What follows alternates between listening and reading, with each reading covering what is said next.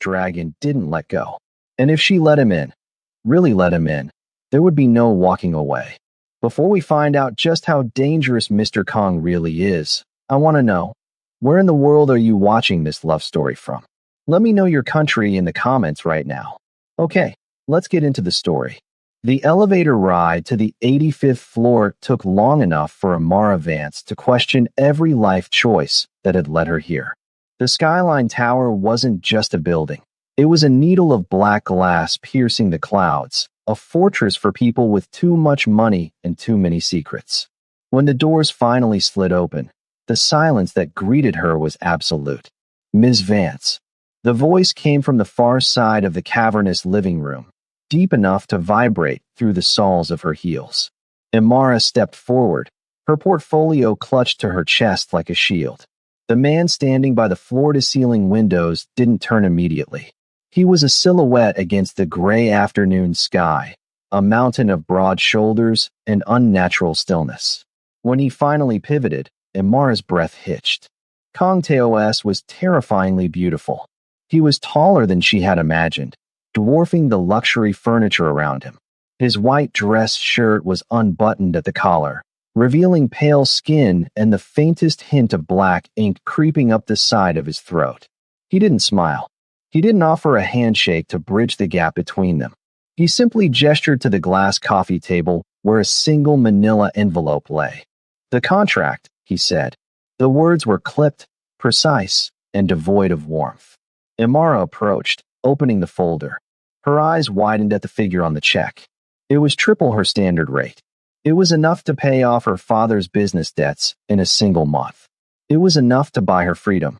But freedom always came with a price. "There is one condition," Mr. Kong said, his dark eyes locking onto hers, pinning her in place. He pointed toward a set of heavy, double oak doors on the far right side of the penthouse. "The east wing is strictly off limits. No cleaning staff, no contractors, and especially not you. Do we have an agreement?" "Ah, yes. Of course, Mr. Kong." Amara stammered, signing the paper before common sense could talk her out of it. "I'll just take some measurements for the drapes." He didn't leave. As Amara moved to the massive windows, extending her metal tape measure, the air in the room grew heavy, suffocating. She was used to clients ignoring her, burying their noses in phones or laptops while she worked. But Kong Taos was not ignoring her. She could feel his gaze like a physical weight, pressing against the curve of her spine, tracing the line of her shoulder as she reached up to the glass. The hair on her arm stood up. It was a primal warning, the kind a gazelle feels when the tall grass rustles nearby. Amara spun around, expecting to catch him looking at his watch or the city view. He wasn't looking at the view. He was looking right at her.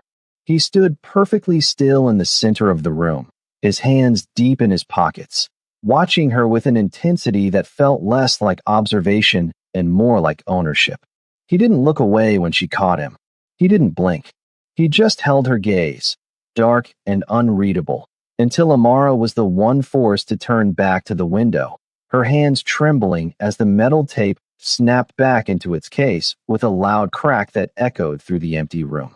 3 weeks turned the penthouse into a cage of velvet and silence. Amara had learned the rhythm of the space, the way the afternoon light hit the marble, the hum of the HVAC system, and the ghostly quiet that settled when Kong Taos wasn't home. He was a phantom, leaving before she arrived and returning long after she left. Until tonight, a storm was battering the glass walls, turning the city lights into smeared streaks of neon. Amara was on her knees, finalizing the layout for the lounge rug, when a sound shattered the quiet. It wasn't thunder. It was a heavy, wet thud, followed by the undeniable clatter of metal skidding across wood. It came from the east wing. Amara froze. The contract burned in her memory, strictly off limits. But the silence that followed was heavy, pregnant with something wrong. "Mr. Kong," she called out.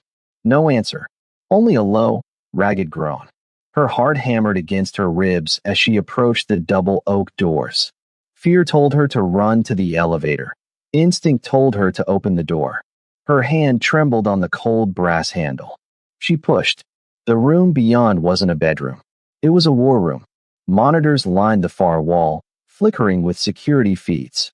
A steel table in the center was covered in black handguns and dismantled silencers.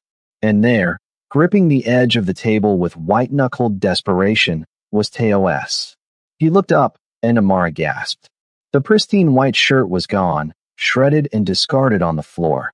His torso was a map of old scars, but her eyes fixed on the fresh, angry wound in his side, oozing dark crimson over the intricate ink on his ribs.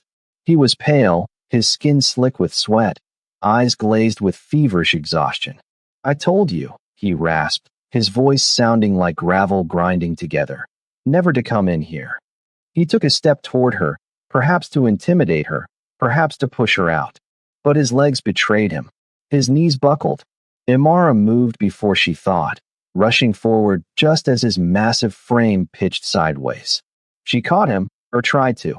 The sheer weight of him nearly crushed her, driving her down to the floor with him. He landed heavily against her chest, his head dropping onto her shoulder. The smell of expensive cologne was choked out by the metallic tang of blood. Imara froze, terrified to breathe, waiting for the monster she had glimpsed in the contract to snap her neck. But he didn't strike. He didn't yell. He just let out a long, shuddering breath against her neck, his forehead resting heavily against her collarbone. For the first time, the terrifying stillness was gone. He wasn't a statue or a kingpin. He was just a man, heavy with pain, bleeding out in the arms of the only person who had dared to open the door. The stitches were gone, and so was the vulnerability. In the weeks since the incident in the East Wing, Kong TOS had rebuilt his walls, adding reinforced steel where the cracks had been. The penthouse had shifted from a workspace into a gilded cage. It started when Amara tried to call the elevator at 6 p.m. The button remained dark. When she buzzed the lobby, a monotone voice informed her that Mr. Kang's private transport was waiting in the secure basement garage and that pedestrian exit was no longer authorized. Fury, hot and sharp, overrode her fear. She stormed back into the main lounge where TOS stood by the kitchen island, calmly reviewing his stack of documents. He looked immaculate again, the white shirt crisp, the posture rigid, as if he hadn't been bleeding out on her floor just days ago.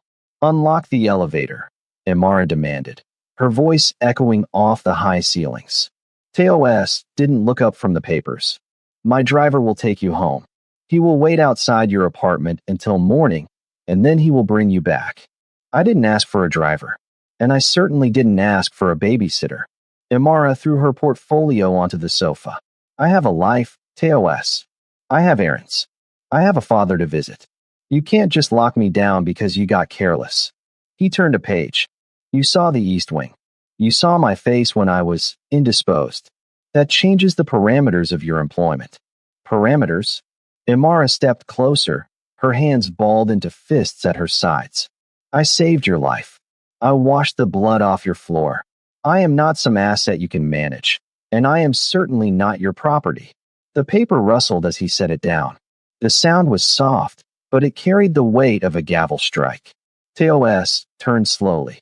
The indifference vanished, replaced by a dark, simmering focus that sucked the air out of the room. He crossed the distance between them in 2 long strides, forcing Amara to tilt her head back as he eclipsed the overhead lights. He was too close. The heat of his body radiated through his suit, a stark reminder of the power he held back. Amara's back hit the edge of the sofa, trapping her. "You think this is about ownership?"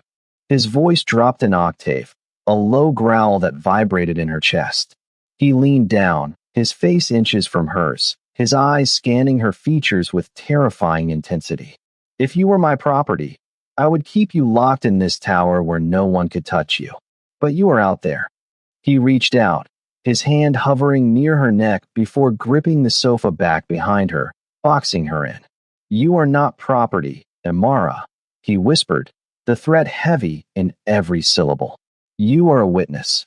You are a vulnerability. And to the people hunting me, that makes you a target.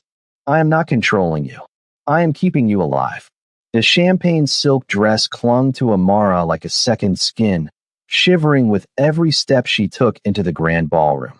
It was the dress she had designed in her head 1,000 times, but wearing it here, under the predatory gaze of the city's elite, felt less like a fantasy and more like walking naked into a wolf's den. Stay close, Teos murmured, his voice a low vibration against her ear. His hand rested on the small of her back, the heat of his palm burning through the delicate fabric. It wasn't a romantic gesture, it was a tactile leash.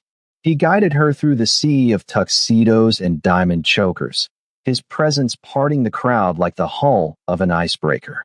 Imara kept her head high, trying to ignore the whispers. To the world, she was the mysterious date of the reclusive skyline owner. To Teos, she was bait he refused to let out of his sight. I need air, Imara whispered, the scent of expensive perfume and hidden malice making her dizzy. We don't separate, Teos replied, his eyes scanning the perimeter, cold and calculating. He signaled a passing waiter. Water. The waiter, a slender man with a bowed head, pivoted sharply. He moved too fast. Imara frowned. Waiters were trained to glide, not rush. As he reached for the tray, the light caught not on crystal, but on steel. It happened in the space between heartbeats. The waiter didn't reach for a glass. His hand whipped out from beneath a napkin, a serrated steak knife aiming straight for Imara's ribs. She didn't even have time to scream. A massive hand shot past her face, moving with the blurring speed of a striking cobra. Teos caught the assassin's wrist inches from Imara's stomach. The momentum of the stop was so violent it sent a shockwave of air against her skin. For a second, the scene froze. The music played on. The guests laughed. Then, Teos tightened his grip. His expression didn't change. He didn't grimace. He simply looked at the man with dead, shark-like eyes and twisted. Crack. The sound was sickeningly loud, like a dry branch snapping in a winter forest. The knife clattered to the floor, followed instantly by the assassin's scream. The music died. The laughter evaporated. Teos didn't let go. He held the man's broken arm suspended in the air, using his immense height to dangle the attacker like a rag doll. He stepped in front of Imara, his broad back blocking her from the room's view, shielding her from the violence he was inflicting. My apologies, Teos said to the room, his voice calm, polite, and utterly terrifying as he shoved the whimpering man toward his security team. He adjusted his cufflinks, then looked down at Imara, his eyes searching hers for damage. I believe we're leaving. The drive was a blur of rain-slicked asphalt and silence. By the time the armored SUV crunched onto the gravel of the mountain retreat, the adrenaline from the gala had curdled into a shivering exhaustion. The safe house wasn't a cabin. It was a fortress of glass and dark timber perched precariously on a cliff edge, isolated from the world by miles of dense pine forest. Teos killed the engine. The sudden quiet was deafening. We're safe here, he said, though his eyes were still scanning the treeline. He ushered her inside, his hand hovering protectively at the small of her back. The interior was cold, the air stagnant from disuse. As the lights flickered on, Imara realized the layout was nothing like the penthouse. It was an open-concept studio, intimate and inescapable. And in the center of the room, dominating the space, sat a single, king-sized bed. Imara stopped dead. The reality of the situation crashed into her. No guest rooms. No East Wing to hide in. Just him, her, and the storm outside. I'll take the floor, Teos said, reading her gaze. He began unbuttoning his cuffs, his movements heavy with fatigue. The sofa is too short. You're too big for the floor, Teos, Imara whispered, the fight draining out of her. She hugged her arms, trying to warm herself. But she was trembling, not from the cold, but from the terrifying proximity of the man who had just snapped a bone like a twig to save her. I know you are on the edge of your seat waiting to see what happens in this safe house. If you are loving this story, please hit that subscribe button right now and turn on notifications. It helps me create more stories like this for you. Also, drop a fire emoji in the comments if you think Imara should give in to him. Teos froze, his hand still on his cuffs. He looked at her, really looked at her, and the mask of the Mafia Don slipped. In the harsh light of the safe house, he looked starved. Why me? Imara asked, her voice breaking. Why did you hire me, Teos? There are 1,000 architects in the city. Better ones. Safer ones. Why did you bring me into this world? He crossed the room slowly, stopping just inches from her. The scent of rain and gunpowder clung to him. He reached out, his thumb grazing her cheekbone, a touch so feather-light it made her breath hitch. I didn't hire you for the penthouse, Imara, he confessed, his voice rough with a truth he had kept buried. I was at a coffee shop on 4th Street 3 months ago. It was raining. I was tired. Of the blood. Of the noise. He leaned down, his forehead resting against hers. Then I saw you. You were sitting by the window, laughing at something on your phone. You looked like the sun breaking through a storm. You were so bright, Imara. I wanted to be near the light, even if I knew I would eventually burn it. The silence following his confession was louder than the storm raging outside. Teos stood frozen, his forehead resting against hers, waiting for her to run. He had admitted to stalking her, to dragging her into his hell because he was selfish enough to want her light. He expected fear. He expected disgust. He didn't expect her hand. Imara's fingers trembled as they drifted up from his chest, tracing the sharp line of his collarbone until they found the ink crawling up his throat. The black dragon, the mark of a killer. Her fingertips grazed the sensitive skin over his pulse, and Teos flinched violently. It wasn't a withdrawal, it was a shock, his body rigid as if he'd been burned. He was used to fists, to knives, to the recoil of a gun. He wasn't used to this. Does it hurt? Imara whispered, her eyes searching his. No, he choked out, his voice wrecked. It's just, no one touches me there. Not like this. The air between them ignited. The restraint that had held Teos back for months. The professional distance. The physical barriers. Snapped like a tension wire. He didn't pull away. He surged forward. His hands found her waist, his grip firm and possessive, backing her until her shoulders hit the cool timber wall of the cabin. He looked at her with a hunger that was terrifying in its intensity.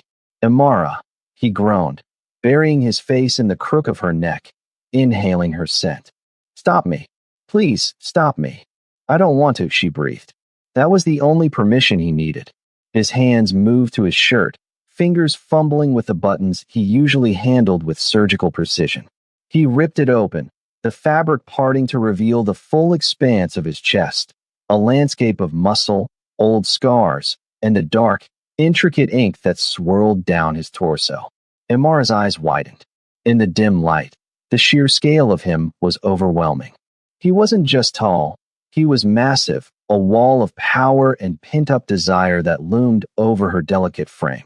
Her gaze dropped lower, taking in the evidence of his need, the way his body strained against the confines of his trousers. The breath left her lungs in a rush.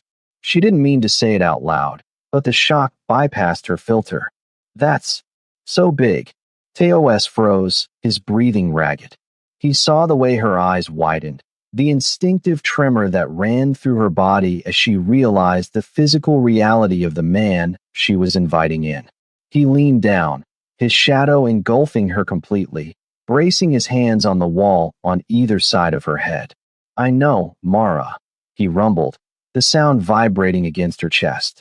He brushed his thumb over her bottom lip, his touch agonizingly slow. But you don't have to be afraid. I'll be gentle. I promise. The phone on the nightstand didn't ring. It simply lit up the dark room like a warning flare. Teos reached for it, his body tensing against Amara's back. He answered, his voice rough with sleep. Uncle. The voice on the other end was a jagged whisper. Forgive me, nephew. They threatened Giant. I gave them the mountain. Teos moved before the line went dead. He didn't explain. He grabbed Amara, rolling them off the bed just as the front window exploded inward. Shards of glass sprayed the duvet where they had been laying seconds ago. The safe house was no longer safe. It was a kill box. Stay down, Teos roared, flipping the heavy oak table for cover. He was a blur of motion, a pistol materializing in his hand as he returned fire into the darkness outside. Bullets chewed through the timber walls, sending splinters flying like shrapnel. Imara pressed her face into the floorboards, covering her ears, but the noise was deafening. Through the chaos, she saw a shadow detach itself from the broken window. A Golden Viper soldier had flanked them, stepping through the shattered glass, raising a shotgun toward Toes's exposed back. Toes was focused on the front door. He didn't see him. Imara didn't think. Her hand found the spare Glock Toes had left near the bed.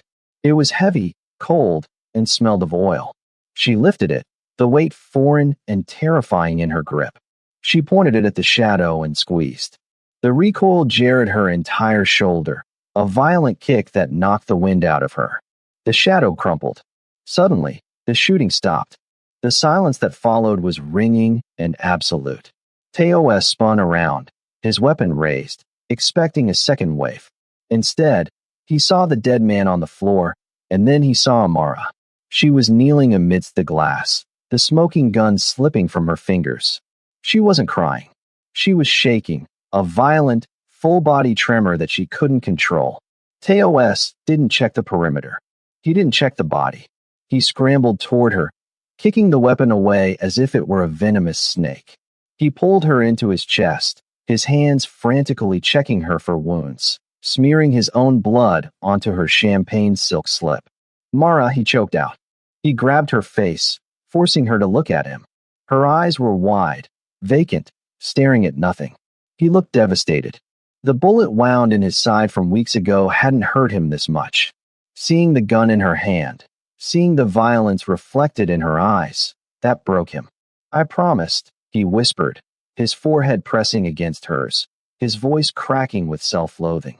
I promised to keep you clean. I promised to be gentle. And now look at what I've done to you. The rain had stopped, leaving the city slick and black under the neon lights. Kong Toes walked into the headquarters of the Golden Vipers not as a conqueror, but as a ghost. He wore a fresh suit, black on black, impeccable and sharp. He carried no gun. He carried no knife. The guards at the entrance of the abandoned shipping terminal, the Viper's true seat of power, didn't know what to do. They raised their rifles, fingers twitching on triggers, terrified by the sheer size of the man walking toward them. Toes didn't slow down. He simply raised his empty hands, palms open.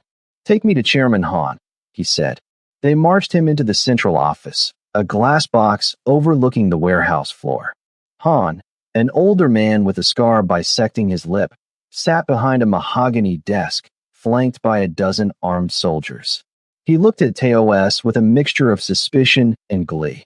The Black Dragon walks into my house unarmed. Han sneered, leaning back. Have you finally lost your mind, Toes?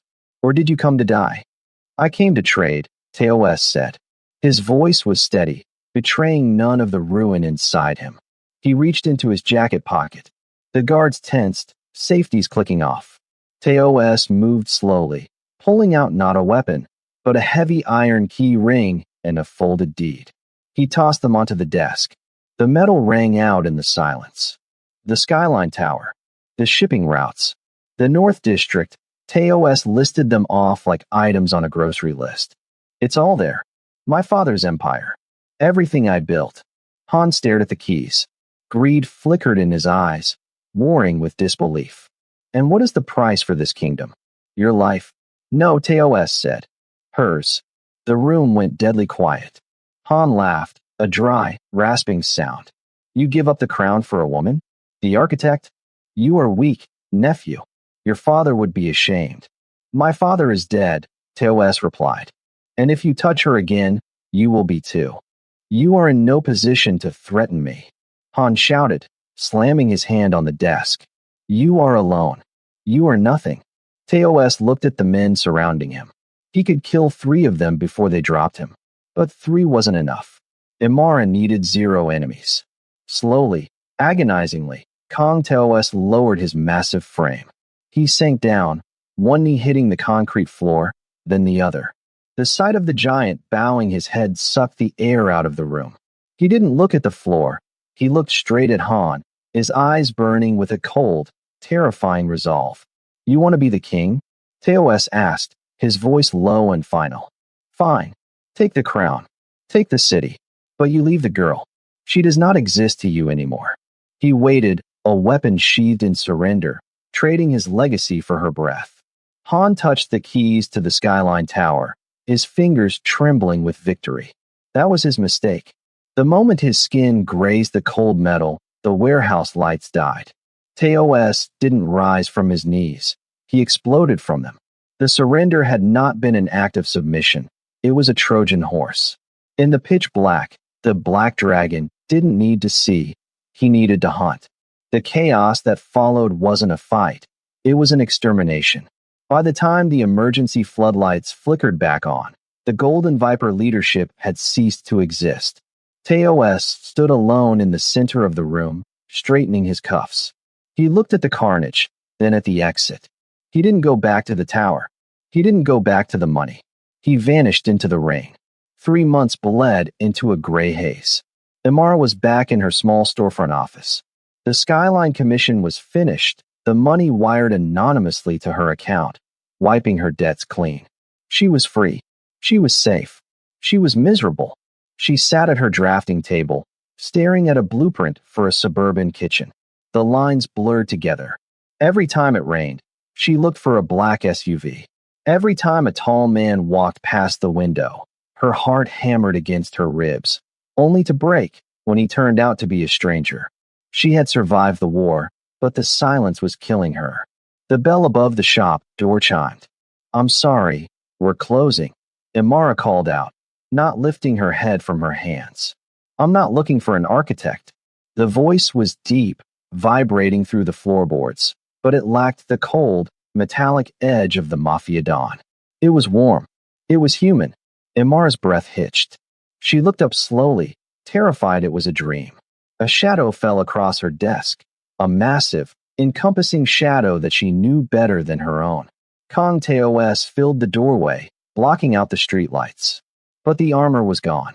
There was no Italian suit, no tie, no gun holster. He wore a soft, charcoal knit sweater that hugged his broad shoulders and dark jeans. His hair was loose, falling over his forehead, softening the sharp angles of his face. He looked different. He looked free. He walked toward her, the floorboards groaning under his weight, but his movements were unhurried. He stopped at the edge of her desk, his hands that had destroyed an empire for her, resting gently on the wood. He waited for her to realize he was real. I told you, Mara, he said, a small, genuine smile touching his lips for the first time, reaching his eyes. I'd be gentle. What a roller coaster. If you want a part 2 where Imara has to deal with Teos's jealous ex-fiancé, click the like button. And if you love Mafia romances, you have to watch this next video on the screen.